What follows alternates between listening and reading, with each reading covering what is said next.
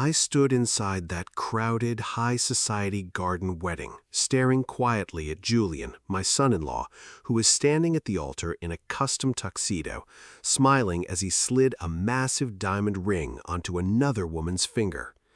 Just 3 days ago, this pathetic excuse of a man had thrown my crying daughter Olivia onto the cold pavement in the middle of the night because I refused to take out a loan on my own house and hand him another $300,000. Julian honestly thought he had outsmarted us to marry into a billionaire fortune, but he had no idea I was about to turn his dream wedding into a brutal public execution. By the time the sun sets today, Julian won't just lose his billionaire bride, he will lose his freedom, his dignity, and every single thing he ever stole from my family. Before I tell you how I brought this man to his absolute knees, I want to ask you, what part of the world are you watching this from right now, and what time is it over there? Let me know in the comments below. My name is David. I am 60 years old, and for 35 long, grueling years, I worked as a senior structural inspector out here in Ohio. If that job teaches you anything, it's how to look past a shiny, polished exterior and find the hidden, rotten cracks underneath. I spent my life climbing unstable scaffolding and checking concrete foundations, ensuring everything was safe and secure.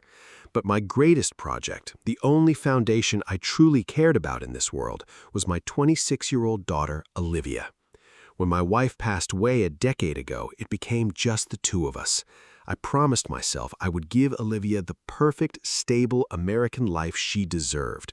I worked overtime, saved aggressively, and managed to build a very comfortable nest egg. I had a beautiful, fully paid-off suburban home, a healthy retirement account, and a quiet life. I thought I was done with stress. I thought my hard work had finally bought us peace. But then, 3 years ago, Julian walked into our lives.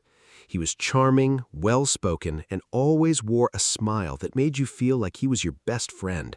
Olivia was deeply in love, and because I wanted nothing more than to see my daughter happy, I welcomed him into our family with open arms. I wanted to believe he was the hard-working, honest man he claimed to be. I was blinded by a father's love, completely missing the structural cracks in his character until the entire foundation of our lives began to crumble under the weight of his absolute greed. I wanted Olivia to have the perfect American dream, so when Julian said he needed a financial jumpstart right after their wedding, I didn't hesitate. I trusted him. He claimed he wanted to build a stable life for my daughter, and as a father, that was all I ever wanted to hear. But looking back, I realized that the moment Julian signed that marriage certificate, he didn't see a partner in Olivia. He saw a golden ticket, and he saw me as a personal, bottomless ATM. It started small, the way all dangerous traps do. A few months into the marriage, Julian came to my house alone, looking incredibly stressed. He told me he found a beautiful colonial-style suburban home for them, but his marketing agency was tying up all his liquid capital. He needed exactly $45,000 for the down payment. "David, I just want Olivia to live in a safe neighborhood," he told me, looking me straight in the eye with a face of manufactured sincerity. "I promise I'll handle the monthly mortgage. I just need help getting through the front door." I looked at my daughter's glowing face when she talked about that house, and I wrote the check. I wired the $45,000 directly from my retirement savings. But because of my training as an inspector, I made sure to type a specific memo on the wire transfer: business loan, repayment required. Julian laughed it off at the time, hugging me and saying, "Of course, David, you're a lifesaver." That was just the beginning. Less than a year later, Julian's successful marketing agency began to choke.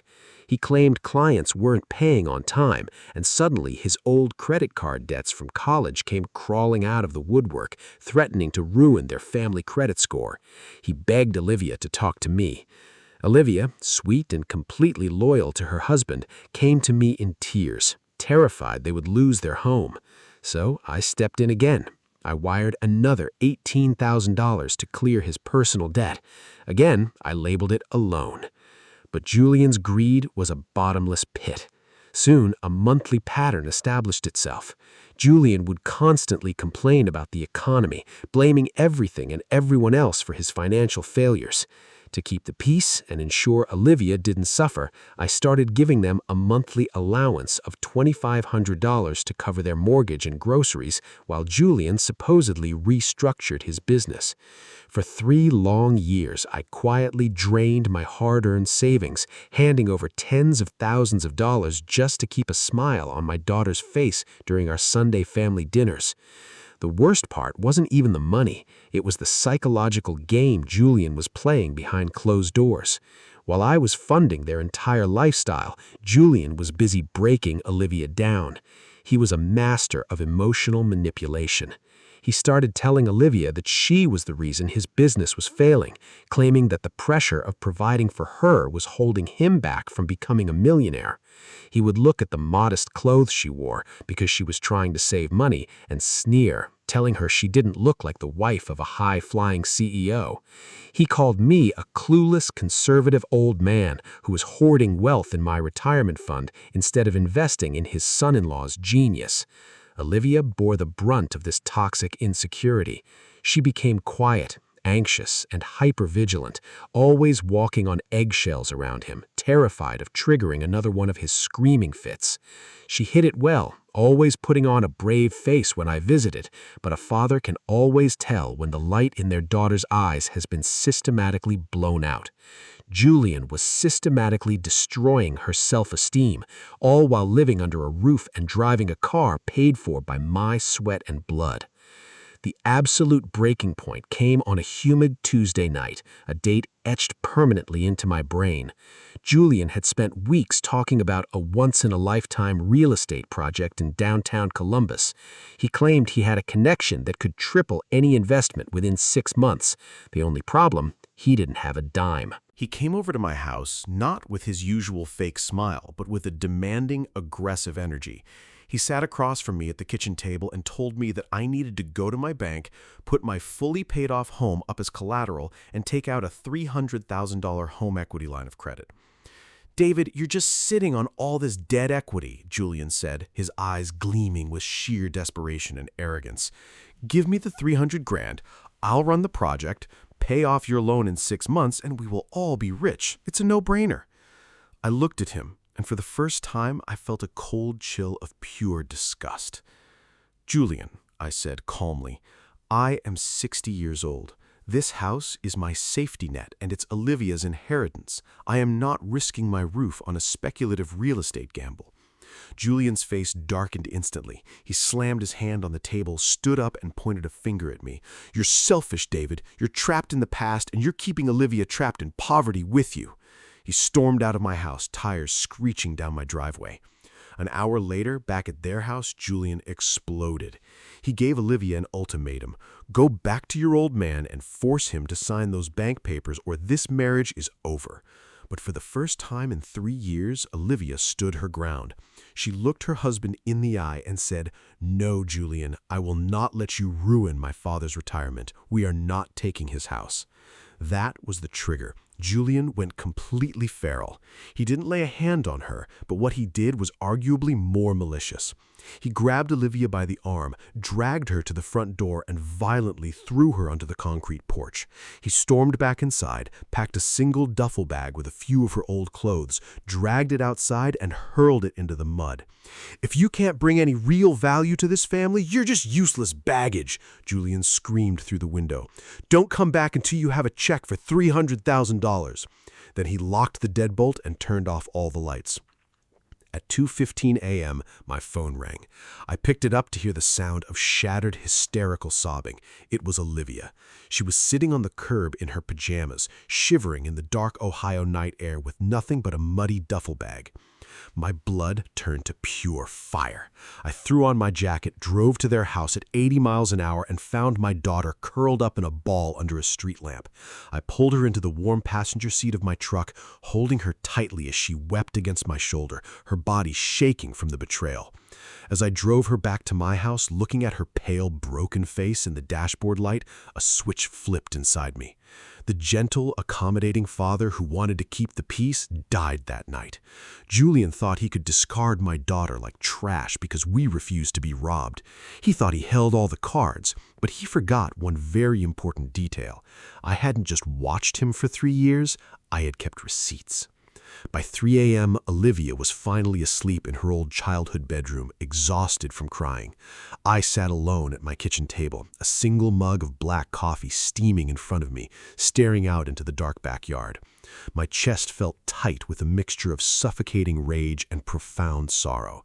But as the clock ticked toward dawn, the emotional fog began to clear. I wiped a stray tear from my cheek and stared at my hands. For 3 long years, I had acted entirely out of love, trying to be the supportive, accommodating father-in-law who kept his mouth shut to preserve his daughter's marriage. But being kind wasn't enough anymore. Kindness had almost destroyed my daughter. Now it was time to act out of pure, calculated logic. Julian thought he'd won. He thought that by throwing Olivia out, he was punishing us, forcing our hand until we broke and gave him $300,000. He believed that because he was young, sharp, and ruthless, a 60-year-old retired inspector wouldn't have the stomach to fight back. He was dead wrong. In my 35 years of inspecting structures, I didn't fix a failing foundation by screaming at it. I fixed it by systematically identifying every single weak point and applying pressure until the rotten parts collapsed under their own weight. Julian had structural cracks all over his life, and I knew exactly where to press. I opened my laptop and unlocked my fireproof filing cabinet. I pulled out every single bank statement, wire transfer confirmation, and text message thread from the last 3 years. Julian was incredibly arrogant, but he was also incredibly sloppy. He assumed that because we were family, all the money I had given him over the years was just a series of generous, unconditional gifts, but I had never treated it that way. Every single time I wired money to his accounts, the $45,000 for the house down payment, the $18,000 to wipe out his credit cards, the monthly $2,500 allowances, I had done it directly through my banking portal. And every single time I had explicitly filled out the optional memo line with the exact same words, business loan, repayment required. More importantly, I had saved his text messages. I had dozens of screenshots of Julian replying to those transfers saying things like, "Thanks, David, I'll pay this back as soon as my agency takes off," or "Just need this loan to cover me for the month, appreciate you." He had legally acknowledged these funds as debts over and over again. I spent the next 3 hours compiling these documents into a flawless, chronological spreadsheet totaling over $150,000 in legally binding unpaid personal and business loans. When the sun finally rose over Ohio, I didn't feel tired at all. I felt cold. I called our trusted family attorney, a sharp, no-nonsense property and finance lawyer named Marcus, and sent him the entire digital file. "Marcus," I said, my voice dead calm, "my son-in-law just threw my daughter on the street. I want to systematically strip him of every single asset, comfort, and privilege he thinks he owns. Tell me we have enough." Marcus looked through the files, let out a low whistle, and replied, "David, he didn't just walk into a trap, he built it himself and handed you the key. Let's get to work." 3 days passed. Julian hadn't called Olivia once to apologize. He completely went silent, likely assuming we were stewing in our own misery and preparing to beg him for forgiveness with a massive check. On Friday morning, Marcus called me with an urgent update. He had been tracking Julian's recent public filings and social media footprints to see where his assets were moving. "David, you're not going to believe this," Marcus said, his voice laced with disbelief. "Julian just pulled a marriage license registry in the county. He's getting married tomorrow afternoon." My blood ran cold. Tomorrow? He's still legally married to my daughter. It's an offshore, private ceremony, or at least he thinks it is. He's marrying a woman named Victoria Vance, the oldest daughter of the family that owns Vance Regional Banking. Julian's been using a forged out-of-state bachelor decree to pull it off. He told her he's a wealthy tech investor. If he signs that new marriage certificate tomorrow, he locks himself into her family's multi-million-dollar trust fund. I looked over at Olivia, who was sitting on the couch, her face pale but her jaw set tight. I told her what Julian was doing. She didn't cry. Instead, she stood up, walked over to me, and said, "Dad, get the truck. We're going to a wedding." The next afternoon, the sun was shining brightly over a breathtaking high society estate in the suburbs of Columbus. It was a private, heavily decorated garden wedding filled with 70 of the city's most prominent elites, politicians, and banking executives. White roses lined the aisle, and a string quartet played softly in the background. Up at the altar stood Julian, looking incredibly sharp in a custom-tailored black tuxedo, a smug, victorious smile plastered across his face. Beside him was Victoria, wearing a stunning white lace gown, looking at him with absolute adoration. They were right in the middle of exchanging their vows. The minister asked if anyone objected, and right on cue, the heavy wooden garden doors swung open. Olivia and I walked down the stone path, completely uninvited, cutting through the gasps of the wealthy crowd. Julian's face instantly drained of all color. His eyes went wide with pure horror as he saw us. He tried to step forward, his voice cracking as he whispered, "Security, get these people out of here. They're unstable." But Olivia didn't stop. She marched right past the rows of stunned guests, walked straight up to the altar, and snatched the microphone right out of the minister's hand. "I apologize for the interruption, everyone," Olivia's voice echoed through the high-end speakers, loud, steady, and terrifyingly calm. "But this wedding cannot continue, because the man standing in front of you in that expensive suit is not a wealthy bachelor. His name is Julian, and he is my legal husband." The entire garden erupted in chaotic whispers. Victoria gasped, taking a step back, her eyes darting between Olivia and Julian. "Julian? What is she talking about? Who is this?" Julian began to sweat through his custom suit, his hands trembling. "Julian, baby, listen to me. She's a crazy stalker. She's my psychotic ex-girlfriend from years ago. She's delusional." "Am I?" Olivia sneered. She reached into her coat and pulled out a manila folder, throwing a stack of laminated papers directly onto the altar table. "This is our certified, legally active marriage certificate from the state of Ohio, and these," she pointed to the photos, "are the screenshots of the text messages you sent me 3 nights ago, right after you violently threw me onto the concrete in my pajamas because my father wouldn't take out a $300,000 loan to fund your fake businesses." Victoria snatched the papers, her eyes scanning the marriage license and the horrific, abusive text messages Julian had sent. The entire garden was dead silent. I stepped forward, looking Julian dead in the eye. "You thought you could discard my daughter like trash and scam your way into another family's fortune, Julian, but a house built on a rotten foundation always collapses." Victoria looked up from the papers, her face twisted in absolute disgust and fury. She looked at Julian, who was now blubbering, trying to drop to his knees to beg her. Before he could say a word, Victoria raised her right hand and delivered a brutal, ringing slap across his face that echoed through the entire garden. She ripped her engagement ring off, threw it directly at his chest, and turned to her father, the powerful bank owner. "Dad, call the police. Cancel everything." Victoria and her entire family marched away, leaving Julian standing at the altar of his destroyed dream, completely exposed and utterly ruined in front of the most influential people in the city. The disaster at the garden wedding was just the opening salvo. Julian thought the public humiliation was the worst thing that could happen to him, but he had no idea how the American legal system handles a man who leaves a flawless paper trail of financial deception. The moment he stepped off that ruined altar, Marcus and I hit him with a devastating, coordinated legal ambush. We immediately filed an emergency motion in family court, along with a massive civil fraud suit. Because I had meticulously labeled every single wire transfer over the last 3 years as a business loan, the law was entirely on our side. In the eyes of the Ohio Civil Court, Julian wasn't just a bad husband, he was a fraudulent debtor who had breached multiple financial contracts. Marcus filed a motion to freeze all Julian's assets pending the trial, ensuring he couldn't hide a single dollar. 2 months later, we stood inside a sterile, brightly lit courtroom for the final hearing. Julian sat at the defense table, looking completely depleted. The custom tuxedo was gone, replaced by a cheap, wrinkled suit he had clearly bought off the rack. His hair was messy, and the smug, arrogant posture he used to hold at my kitchen table had vanished. He looked exactly like what he was, an exposed con man. Our attorney presented the judge with a mountain of undeniable evidence. We showed the chronological spreadsheet, the bank wire receipts with the loan memos, and the text messages where Julian explicitly acknowledged his obligation to pay the money back. We also presented the evidence of his emotional abuse and the night he unlawfully evicted Olivia from her own home. The judge, a no-nonsense woman with 30 years on the bench, looked over her glasses at Julian with utter contempt. The verdict was swift, brutal, and beautifully realistic. She ruled that every single dollar I had transferred to Julian was indeed a legally binding debt.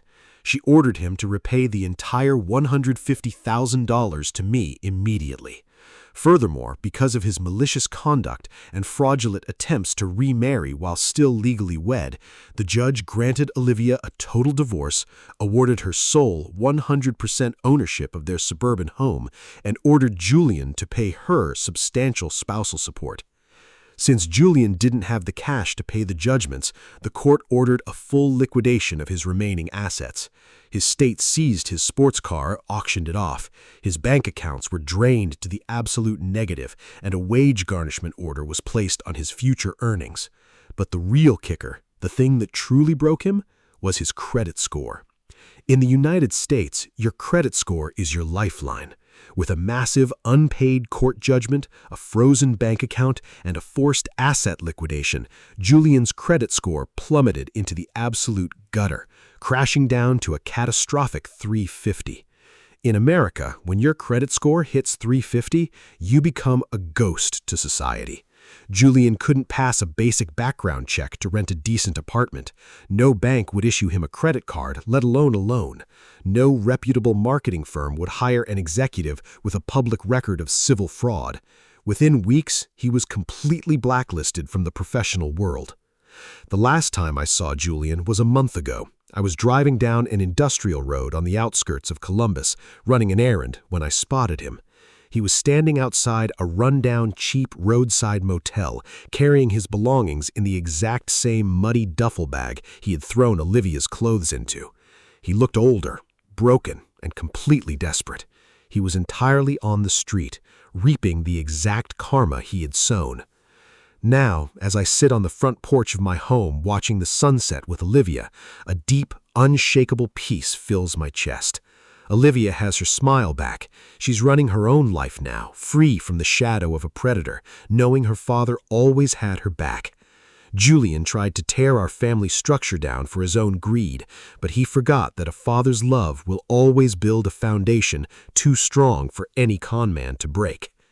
Looking back at everything Julian put us through, I realized that some people only value you for what they can take from you, but justice has a funny way of leveling the playing field. I protected my daughter, and the law ensured that Julian reaped exactly what he sowed. But now that you've seen my journey, I want to ask you, do you think I handled this the right way, or would you have done something different in my shoes? Let me know in the comments below. And if my story brought some value to your day, please subscribe and hit the bell icon to join us here daily.